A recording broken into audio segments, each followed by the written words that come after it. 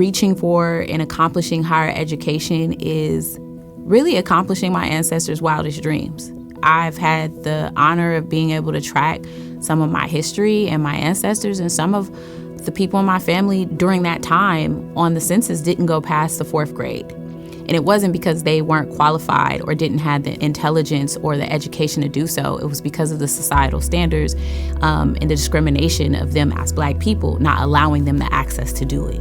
And so for me, achieving higher education is doing just that, being able to honor my ancestors and create more opportunities for my community.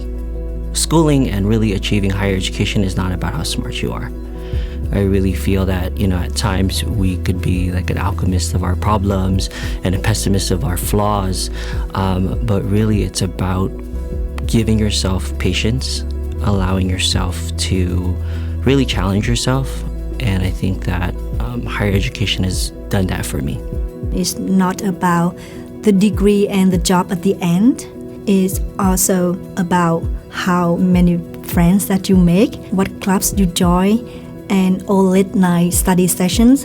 They all add up to shape you in ways you wouldn't even realize.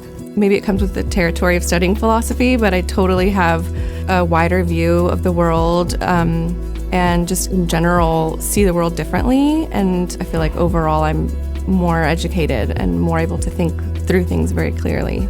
SF State has prepared me to be a stronger educator moving forward to my teaching journey. I can develop and utilize different instructional materials to make learning accessible to other students, to explore and adapt tasks or activities to make learning engaging, powerful, and student-centered. So within the speech language pathology field, there are very few people from different backgrounds. So I hope that I can serve Latinx communities by offering all of the resources that I have as a multilingual individual, as well as somebody who has a higher education and has the position of advocating for them. SF State,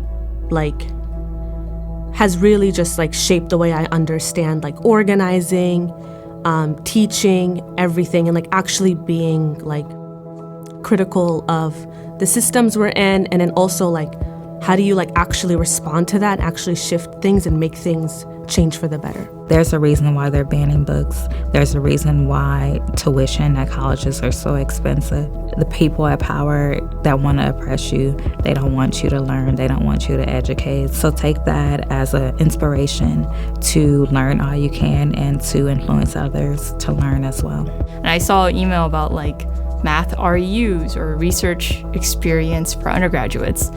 And I had no idea what that was, but I kind of looked at it and I was like, oh, maybe this is something I should just do for the summer at least and try it out.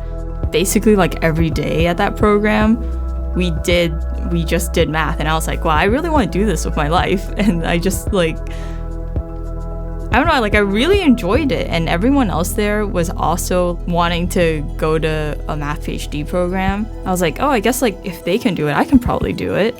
During my junior year, my professor reached out to me and encouraged me to apply for a summer program that would engage high schoolers with math and its connection to business.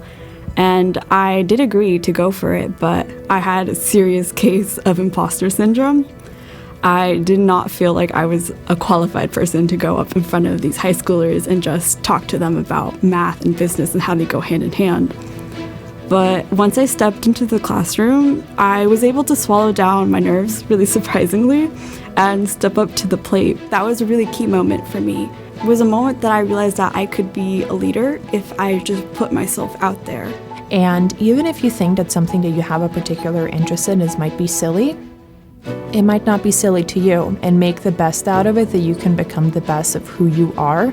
Seek discomfort, because if you don't think that you're the best in something, nobody else will. And unfortunately, the current government in Turkey doesn't support women in science. And I know my aims, and I want to establish one clinic for cancer treatment without side effects. I understood that it will not be helpful for me to stay in my home country, and I took the risk. I had to leave my family. It was hard, but when you know what you want, it's much easier, because this was my American dream, and I'm living my American dream. I'm happy.